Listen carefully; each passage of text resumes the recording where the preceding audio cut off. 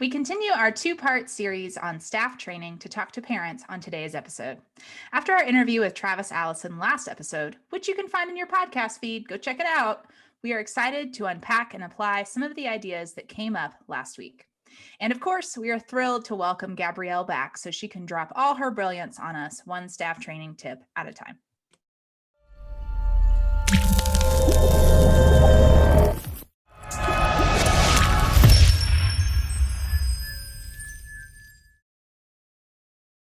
Wouldn't it be refreshing if your registration software gave you more time? With UltraCamp, you can track attendance, manage staff applications, streamline registration, and much more. Get back the time you need to focus on what is really important. Camp. Find out more at summercampsoftware.com/CampCode. Welcome to CampCode, a podcast brought to you by GoCamp Pro. We have created and are dedicated to this podcast because we believe that staff training is one of, if not the most important part of your job as a camp director. Staff training is what prepares your staff to care for their kids, to feel confident in their skills, to do their jobs to the best of their ability, and to learn along the way. A well thought out and intentional staff training will help you in more ways than you can imagine. And we need to help each other bring our very best. So we'll begin today's podcast by sharing with you who we are. So Ruby, can we start with you, please? I'm Ruby Compton. I am the Chief Exploration Officer for Ruby Outdoors. I'm based in Western North Carolina, and I basically serve as a pinch hitter for camps for whatever they need: lifeguard, bus driver, whitewater raft guide, whatever it might be. And I do all of that in the heart of the Blue Ridge Mountains. Great, thank you. And Gabrielle. My name is Gabrielle Rail, and I'm one of the camp directors of Camp Oro. Camp Oro is an all-girls camp in the Laurentian Mountains of Quebec, Canada, and we focus on creating a positive female community, and we do that while speaking in French and English, and some of my campers and staff speak Spanish, and I'm trying to learn. Hola. Thank you. And I'm Beth Allison. I'm the only one of the three of us who's not currently in the mountains. I'm in Ontario, Canada, and currently in Woodstock, so therefore in farm country, nice flat land. I am one of the co-owners of Camp Hacker and GoCamp Pro. And after 15 years as a camp director, I transitioned to become a camp consultant. And my big passion is leadership training and supportive community. So today we are diving into the more practical aspects of training staff to work together with parents. This year, more than any other, we need to be more conscious of where our campers' grown-ups are, what they're dealing with, what they're feeling and struggling over. They too, of course, have been living through this year of stress and anxiety and difficulties while trying to hold together their families, their jobs, and their own mental health. How can we train staff in 2021 to be partners with parents in giving their campers the most positive experience possible, while at the same time giving these adults the confidence in our staff that they can entrust their campers to our care? So Ruby, could we start with you, please? What advice have you got for us?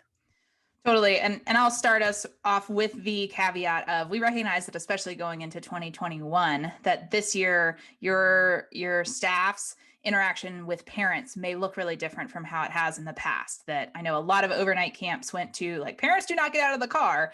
And so whether or not your cabin staff or the family's, their child's counselor even meets the parents, that maybe look really, really different. Flip side, like day camp, you may actually have, if with cohorts, you may have your day camp staff are the ones who are interacting a lot more with your parents. So I just want to put out there that we recognize that it may look a little different. We're going to acknowledge that and work with that some. This is a tip though for all years, and that is use camper names. Train your staff to use camper names, like obnoxiously so. I would challenge you during staff training to have some sessions where they meet somebody and then they have to say that person's name 7 times in the next 3 sentences, right, Beth? Because we want to make sure that everybody knows that this is Beth, because Beth, I want to introduce you to my friend Gabs. And Beth, I really, really loves hanging out with her dog.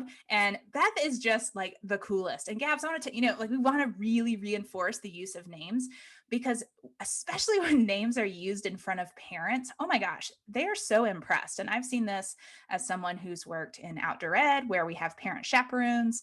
And I may have known the kids 10 minutes and we've done one, name game. And when I can immediately jump in and start using names, it is remarkable how much the parents are like, oh, she is good, right? So let's use names. And we want to extend that not just to the campers, but also to the parents. So I know there's a lot of discussion right now about on registration forms, like how are you asking for gender and pronouns and all that kind of stuff. I wonder about, do we need to be asking that information from our parents as well? Make sure your title options that are on on your registration form aren't just like Mr. and Mrs. And can you choose doctors and Mr. and Mr. or Ms. and Ms., whatever it is, because I think we need to be acknowledging parents as people too. And so that means when we can, encouraging our staff to use parent names, ask for parent names, introduce themselves, and make them feel seen as people. I think this in particular has been a year where people have not felt particularly seen or needed or cared for. And then we have PPE on, and so you can't see smiles, you don't get as much nonverbal communication. So I think when we can use names, that's one of the best ways to validate someone's presence. So use names, use them abundantly, not just your campers, but also your parents too. Thank you, Ruby. And I can affirm that, yes, I love my dog and I am the coolest. And we will now move over to Gabrielle. I will affirm that as well. I love the name. I love the name part piece. And I think that when it comes to staff members and speaking to parents, as we say, it might look very, very differently this year. But for those that are speaking with parents, I think anxiety is going to go up because anxiety is already heightened. And I know for myself, whenever I have a parent that's walking towards me, even if they're smiling, my anxiety level starts to rise because I don't know what's on the other end of that smile. And yes, maybe we'll be having masks, but that approach still applies, whether that's on the phone or over Zoom or in person. And so I think what's helpful is to quote unquote humanize parents to our staff members and get our staff members to be in the mindset that parents and camps are on the same team. We're on team that kid. We're on team making sure that kid's having a great time, feeling included, feeling safe, growing, that we all have the same goal. And some of the ways that you can do that is have your own staff members interview a parent of their own or a parent-like figure and ask them what would be some of your concerns, and just hear from somebody that they care about and hear their language and make that a little bit more personal to them. Or have a panel on Zoom and record it and share it with your staff members of parents that you know are open to sharing with your camp staff what the experience is like for sending their kids to camp. And part of that could be really positive too. All of their hopes and their dreams and their excitement, and also probably not fairly low expectations when it comes to programming, but that they just want their kid to go to camp. And I think that's going to ease the anxiety of our staff members. And lastly, maybe what you can do is have your staff members journal all of the questions they don't know that they might be asked by a parent and they don't know how to answer, and then have them brainstorm answers with those questions that they don't know. And that's also a great way of educating your staff members on some of the potential changes that you're having at your camp. And of course, a lot of us are going to be in those shoes where we don't know what certain answers are. So coming up with that list that parents might ask that you don't know how to answer, and then with the rest of the staff brainstorming those answers, will also just inform your staff, so those little jitters are just dissipated before the day or moment that they do need to speak with an adult in charge. That's great, Gabs. And I always advocate for asking your staff for their input and getting them to do some problem solving rather than just telling them the answers, especially when this year we may not know them all. For It's me, true. I think transparency and messaging will be key for everyone this summer. You will no doubt be in constant communication with families before campers arrive and keeping them updated on protocols and procedures. I would also spend some time during training teaching staff what the messaging is for parents on opening days or closing days or daily if you are a day camp. Of course, I would also add in the why. Why are we teaching you this? Why is this important for parents? How will knowing and sharing this messaging make your lives as camp staff easier? So give them the language that you want them to use when they're answering questions. You may, as Ruby said, not have parents in cabins this year when they drop their kids off. But if you do, are your staff to welcome them as usual? Or is there a message you want them to convey about COVID safety? If you're one of the staff members who's greeting parents who are not allowed to get out of their cars this year, how do you welcome them? Empathize with them that the situation is different, ease their fears or concerns about just letting their child out of the car and not seeing them again for weeks, especially if they are new parents. Is there a place parents can go for a parents' meeting? You've likely offered one online ahead of the summer, but is there one on opening days for parents who have questions, perhaps maybe in the evening of the day that they've dropped their kids off? Make sure your staff know all of this information. You can create little cue cards with them for them if you want to ensure that they remember to pass along all of this information. Your message should be consistent so that staff are answering in the same positive manner. Your staff should also be taught when they need to let parents know that this is a question for a supervisor or for a director so that they don't try to give information they may not have all the facts to, and how to approach this kind of situation. For example, maybe they shouldn't say something like, oh, well, that's a very serious question, but I'm not supposed to answer that. So let me find the director for you. But to answer in a way that conveys trust and confidence in the camp and the staff. And then, of course, teaching how to connect the parent with the appropriate person efficiently and calmly. Do staff ever speak to parents on the phone? Again, what is the messaging? We do this every year when we train our staff what to say to parents and what not to, but this may be very different and very specific. And what we want most is for parents to feel comfortable and reassured that their child is in good hands. So I would practice at training with scenarios to allow staff to see it in action, to maybe get it wrong and try again, or to feel more comfortable and confident with it. So give them the language, and of course, let them know that you may have some updated language every session or every day, and why. And now, before we move on to our second round from the three of us, we have an ad from our amazing sponsor. Hey friends, do you remember your why for getting into camping in the first place? I'm guessing it didn't involve sitting in front of a computer screen clicking in a database. Sometimes all the busy work and button clicking associated with running camp keeps us from seeing why we are there. That's why I encourage you to get to know my friends at UltraCamp. UltraCamp helps you get back to spending time remembering why you love working at camp. And how do they do this? UltraCamp takes the stress out of using their registration software. With UltraCamp, you don't have to worry about limits. They offer unlimited custom reports, unlimited support, unlimited training, and unlimited users. If you think this all sounds too good to be true, friends, it is real. Visit summercampsoftware.com/campcode. And right now, UltraCamp is offering free setup for a limited time exclusively to CampCode listeners. My friends at UltraCamp would love to show you a future where you finally have the time to get back to what's really important, running camp.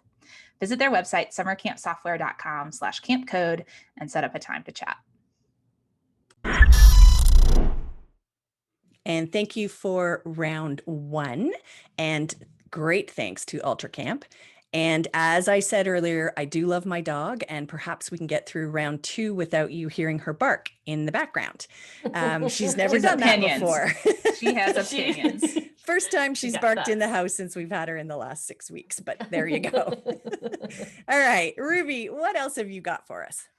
And we captured it. So that's, I mean, we've got it for history. So this tip, I have to give a hat tip to my boss down in Alabama at Nature's Classroom, who reminded us every semester to use inclusive language when we're talking about home. So we need to remind our staff that home and parents are not necessarily synonymous, and that what one parenting relationship looks like in one household may be really different from another household. So don't just talk about parents or mom and dad, because they could be living with grandparents. It could be a single parent situation. It may be foster homes. There's so many options for what it could be. So practice with your staff and practice yourself in reprogramming that language, replacing mom and dad with folks from home, right? So we used to talk about in our discipline policy, that was the main time we talked about it at Nature's Classroom, was, if you got so far through the discipline policy, somebody from home is going to come pick you up and take you back home. And I bet they're not going to be very happy about that. We talk about the adults at home or whoever is in charge. We did a lot of, instead of saying parents, saying something about how does this work at home, or what do folks at home say? And it's such a little language shift, but it's another classic example of, if we can make this little language shift, it is so much more inclusive to any situation. So that, and kids who maybe come from, the quote unquote traditional mom and dad, right? They're not going to necessarily notice that language shift. But someone who has heard mom and dad their whole lives and are like, I don't have a dad, they are going to feel included in that situation. So teach that language shift, practice it yourself, and make mistakes with it too. It's okay, because it's something we're used to. Like, I could see even teaching that lesson, I don't have to have a whole session about it, but I can be teaching a session about, camper behavior and saying, yeah, and when I call mom and dad, wait, no, hold on. When I call home, let's talk about why I just changed my language, right? And we can teach that little lesson right there in 2 minutes and have them keep practicing it. But that's something I want to make sure that we're really conscientious of, and making sure that our staff that are interacting with parents are not making assumptions. And so when we have a parent that's dropping off a camper saying something like, hey, who do we have here? Oh, I see we have, oh, this is your camper. And who's with you, right? And let them introduce themselves so that we can find out what that relationship is. And the guardians or the adults in the room can give us more information about what their relationship is to that child. Great. And as always, as Travis Allison says, I am always teaching. So that is a perfect example of that, Ruby. Thank you. Gabs, what have you got? So I've spoken about, on a couple of occasions, about VIP, which stands for validate, investigate, and problem solve. And today I would like to shift that to V.I.F, V-I-F, validate, investigate, and find the person who can help. I think that when we're dealing with families, and particularly, we're not talking necessarily, when we're speaking with parents, if they are coming to you with a concern, one of the first things that we tend to want to go into is problem solve, or deflect, blame. Those are other things. But if you're in a positive headspace, you want to go into problem solve mode. But the first thing I find that really helps with building connection with parents and with campers and with staff members is validating their experience. So just saying, oh, I thank you for telling me. That sounds very difficult. And then find out a little bit more, about the situation, and then let your parent know, can you give me a moment? I'm going to find somebody that can help us with this. And just having that toolkit, I find, for our staff members, again, helps with that anxiety. And so it keeps them calm during maybe a stressful situation. I remember a parent coming into camp, very, very upset, and it was on Visitors Day, and she was supposed to be dropping something off for her kid who was staying for an extra 2 weeks. And she refused to move her car. She was in the middle of the road. We just needed her to do that little loop around. She refused to move her car, and we could hear her yelling from quite afar. And of course, I got the gab on the walkie. No. And as I'm writing, I was thinking to myself, I have to validate her experience. I need to validate her experience. And my director's side is like, could you just please bleeping move your car 2 inches so the other cars can come in? But I did not say that. I said, oh, hi, how can I help you? And she said, well, I got this email. And I said, oh, that sounds, and right when I validated her shoulders came down, she breathed. And I said, I really would like to talk to you, about this a little bit further. So validating really, really helps with calming those situations, and also is a tool for staff members that they can use. But finding somebody that can help you problem solve that situation is going to be helpful, and also allows for a little bit of processing time between that walk between one person and the other to have that conversation, and then you can problem solve together. So teach your staff members to V.I.F, validate, investigate, and find somebody who can help you. Thanks, Gab. That's great. I think we've all had one of those moments that we needed to de-escalate with parents. Yes. One of the many brilliant things that Travis said on our last podcast was to practice noticing skills with our staff. And I think this skill development would be incredibly useful for parents in their interactions with kids and even those with their fellow staff. And it is a great life skill. So win, win, win, and win. You could have some fun with this too by having a character run into one of your sessions. So it's not a session about noticing skills.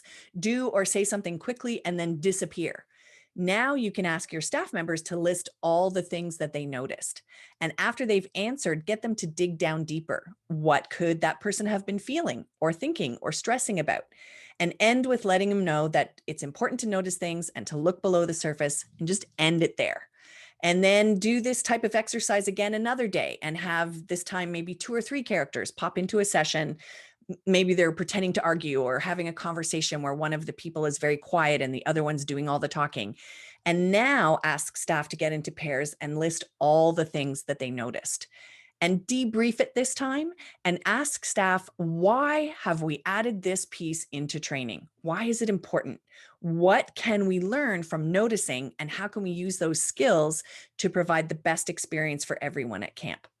And then on another day in training, run some specific parenting scenarios and let them put their noticing skills to use. And yes, this may be something they save for next year when they're working at camp in 2022, because they may not have those interactions with parents, but they just may. And it's a great skill regardless. So what did they learn? How should they approach things after they notice something? And how can they be more alert to noticing all the small stuff that will help make this challenging summer better for everyone? And keep in mind, it isn't just a skill, as I said, that they'll use this summer. You will have staff work with you this year who will hopefully be back next year and in years to come. So it's an excellent skill to add to your training list going forward. And now we're going to hear from each of us one more time before we head to our very famous recap. So Ruby, what you got? I know this may not apply to all camps, but I have worked in several different camp situations where parents were at camp as well, or working at camp. And that can set up, and whether that was our nurses or camp parent or whatever, or working in one of our more traditional staff roles. And inevitably, every time, no matter how much front loading I do with the parent and with the staff, there comes this moment when like there's a parent who's constantly going to the staff and constantly checking on their camper at the table, or the camp staff member who's like, oh, the parent's always around and I feel like I can't really do what I need to do because parent's always around being a parent. And so this is just a reiteration of make sure that you're front loading expectations on both sides. Talk about chain of command and checking in like in those first 48 hours or so that parent is at camp. So for a lot of times for us, that was a rotating position. So we'd have a new nurse that would come in with every session. And so I'll be honest, I didn't have time to do this, but I could delegate this really well to somebody else on my staff team to be like, hey, will you go check? And actually it was usually one of my co-directors who had kids. And so I would send her to go check in with the nurse a couple of times to see like, how are things going? And then they could kind of talk parent to parent. It doesn't mean you can't talk to a parent if you're not a parent. And sometimes parents are more receptive when they are talking to someone who is a parent. So that's just the reality of the world. But make sure you're checking in on that, and then checking in on your staff too and saying like, hey, how's that going? You know, is there anything you need here? Do I need to reestablish any boundaries or, re-front load some things? But keep that in mind. In general, people want to do as they're told. And I think we forget that the expectations that folks have may not line up with yours unless you very explicitly communicate them. And even when you very explicitly communicate them, they have in their mind what those mean, and they may not always get your meaning from the get-go. So make sure you're communicating that, delegate that responsibility if you can. If there's just too many other things that are on your plate, it's okay to give that to somebody else and let that be one of their primary tasks. And then just check in. And I've certainly had situations where I've had to tell parents, like, I'm going to have to send you home if you don't back up. And I don't want to have to do that. So let's talk about how we can make this a great working relationship for everybody all together. But in general, folks want to do what they think is best, and they want to do as they're told. But sometimes their concern and worry and anxiety, and I think we're going to see that even more this year, will supersede that. So again, validating, investigating, finding someone who can help, all that comes into play too, even when they're working on your staff. Great. Thank you, Ruby. And Gabs, what you got? Body posture, facial expressions. Have staff members, practice a confident stance, a warm, welcoming face, especially if we're covered by PPE. And, just having a smile under your mask does make a difference. And a lot of the times on opening day, it's chaotic, and the anxiety again is going to be up. I'm sorry I keep bringing up anxiety. The reality is that the unknown can be stressful, and we want to tap into the fact that we get to do camp. If that's in any which way that you can, we want to tap into that. So whether it's through a screen or it's through a mask, practice, have your staff members notice their body posture as well as their facial expressions. And I'm telling you this because, I have, and I'm not proud of this, but I have, like some of us have grown up on camps for a long time, know all of the ways to avoid people. And I've totally gone through the woods, behind a cabin, like under the tree, around to 100% avoid somebody. But I knew that my body posture and my face was not going to create that welcoming. And I needed the space before I went and said, okay, I'm going to go say hi to this person. I have some avoidance tendencies. This is a reality I'm dealing with, but we want to create that first impression in a good way, and we want our staff members to connect to their bodies and understand that what they're projecting is read, even if it's not said. Gabs, can I add on to that real quick? Yeah. That I know from talking to directors, there's a lot of concern about with PPE, it's going to create barriers. Yes. And so a great technique and something that, okay, yes, we want to focus on smiles and smile behind the mask and all that stuff. But I read a book or something in the last few years that talked about speakers who come on stage to do a big keynote, that if they wave and put their hands up, that instantly puts everybody a little bit more at ease. Like it's something very deep within us. So think about, instead of hands being in pockets while you're waiting for folks, like this is why we want to wave. We want to, maybe we're not shaking hands, but can we wave an elbow bump or fist bump, whatever that might look like, but training staff to think about what they're doing with their hands when they first meet someone. And again, it's like we say a lot on CampCode, you don't need to have the answers. Create a session about it. Have your returning staff members, practice different ways with PPE, like what looks more welcoming, what feels confident, what puts me at ease, what body language doesn't, and have them practice it so that they're actually physically experiencing that. And so then when the day comes, they know, not only for parents, but of course for campers, this is what the new norm in welcoming looks like. And it does make a difference when, even if they cannot see your face, you are smiling. So they can tell, schmizing or not, but you also feel differently when you are smiling.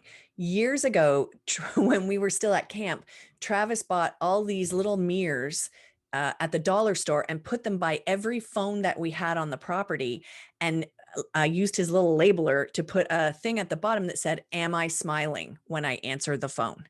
And you can hear it in somebody's voice. And when you smile, it changes something in you that makes you feel like, yes, I'm now ready to deal with this in a pleasant way, in a welcoming way. So even if they can't see behind the mask, you still need to smile, and they and you, the staff member, will be able to sense that. That's great, Gab. Thank you. I wanted to talk today about teaching empathy to staff. And I thought, what if we teach it through role modeling and actions for parents? Can we take some time now in the coming months to put together a council of care for parents and families? Staff who are drawn to participating can work on a series of newsletters or online care packages or actual care packages for your campers' grown-ups. Have them meet online to discuss all the possible ways that camp could be a support to the people who are parenting your campers, ways that they could connect with them weekly or monthly leading up to camp. And they could come up with things like links to podcasts or audible books or articles and resources that can help the campers grown-ups during this time of COVID. Ways to help their kids and themselves through all this stress and anxiety. They could share favorite and easy to prepare camp recipes. And of course, with all the math done to prepare it for 4 or 6 people rather than 400, they could put together a handbook of games and activities that campers could do at home while parents are working or taking care of the home. This could include crafts or outdoor scavenger hunts or, I don't know, a list of 29 questions to ask your kids during family dinners. Maybe they could do a series of recorded videos of staff reading bedtime stories. Can you imagine how fun that would be? A series of social media posts from camp staff letting parents know how much they're appreciated and empathizing that this pandemic has been hard on them, but we know that they're doing the best that they can. They could do a series of social media posts having staff talk about how safe they're going to keep the kids this summer while still focusing on what is so important, all those things that kids have missed so much in the last year. They could have links to fun things like Spotify playlists or short little videos that will simply make them laugh or brighten their day. A package of things to do when they drop their child off at camp, particularly if you're a sleepaway camp that's going to keep their child for a week or more. And you could include in this particular virtual package how to make bath bombs, or this is a recipe for a special latte. You could even come up with your own unique camp latte flavor. And this could be a virtual care package, or it could be a real one that they're handed the opening day of camp. You could include things like scented candles or treats from the camp kitchen or a meditation guide. Possibilities are endless. You could certainly do this as a training session at camp too, but I would just caution you to be sure to follow through with the ideas and know whose responsibility that will be to get things done for staff before parents drop off their kids. So getting staff involved in the thinking and the collaboration will deepen their empathy for parents. It'll obviously show their creativity and give them the satisfaction of doing something thoughtful and kind. And when the thanks begin to roll in from the parents, don't forget to pass those along to your staff. Does anybody have anything else to add before we head to Gabrielle's recap? No, I was like a marketing little tip at the end. Hello, this is great. We should be doing this every summer. I love this. I'm ready for my recap. All right, Gab, let's hear it.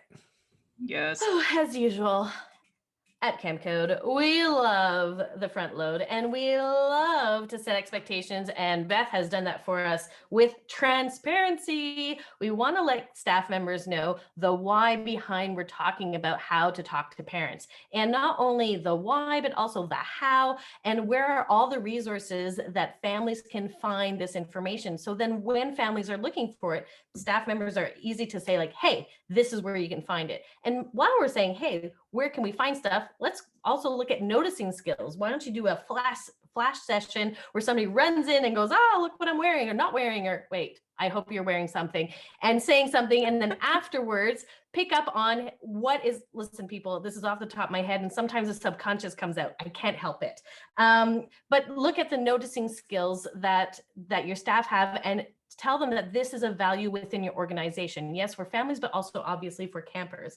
So before even families come here, we tell them the why, we do some exercises, we get them in the mindset of what parents are going through. Maybe you have testimonials from parents, Zoom calls, they get to talk to their own family members about how they would feel about sending their kids to camp. And they could even practice, staff members could practice, what are some of the questions that we might have ourselves that we don't know how to answer, and they can problem solve them together. Now, when families do come to camp or you are interacting with them, and you want to make sure that you're teaching them the skills of V.I.F, validate, investigate, and find somebody that can help you. Also, let's use inclusive language. Adult in charge is my new one, and I'm going to try to keep practicing with that. I also love the idea of parent pronouns. Hello, that's so inclusive and so welcoming. And also, instead of calling parents, maybe calling home. I love, love, love that. At the same time, let's talk about our body posture and how we can make people feel welcomed. And I have avoidant tendencies, and I'm okay with that.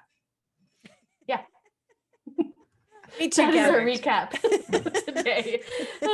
I think that's Oh, the boy. introvert in both of us. However, I also think that we should only record podcasts from now on Thursday mornings when Gab is at her very best. When my subconscious comes out a little bit. Yes, Get back exactly. in there. We need filters. All right. So before we wrap up with our best practice from Ruby this week, here is how folks can connect with us and get involved in the conversation. Join us by using the hashtag CampCode and let us know the topics you'd like us to discuss or any guests that you recommend we talk to. We would love you to share great leadership training tips that you have. We want to hear from you because we are all about sharing in this industry. So please let us know. And you can also let us know your thoughts on this episode by using the hashtag CampCode when you are rating us. If you have found this podcast to be useful, you can leave that rating or review in your podcasting app. Your feedback really does help the show keep going.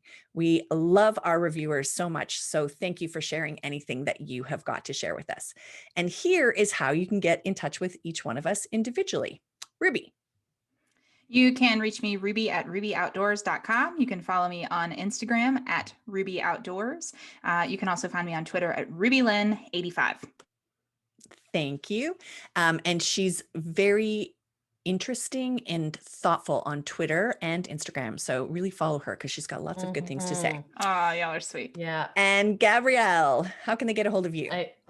You can DM me on Instagram at Gabrielle Rail. Rail takes 2 L's. And you can check out where I work at waro.com. And you can also message us at info@waro.com. And my good friend Alexandre will get that message to me.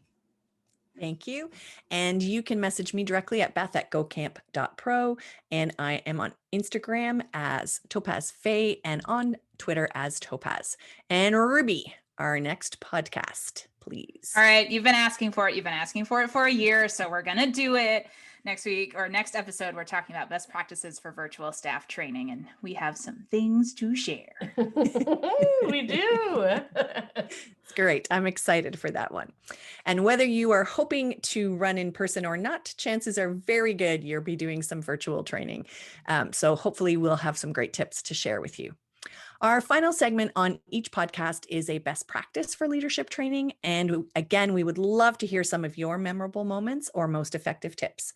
So this week, we get to hear a best practice from Ruby.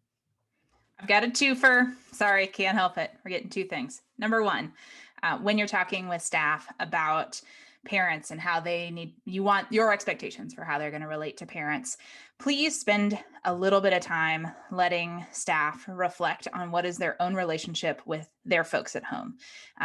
We need to recognize that not everybody that comes into camp is going to have that be a positive. It could be stressful. Again, there may be absence of those folks. And so I want to make sure that we don't necessarily have to dig deep into trauma, but I do think letting folks have some awareness around their experience with their folks at home may be different from and is different from the camper population.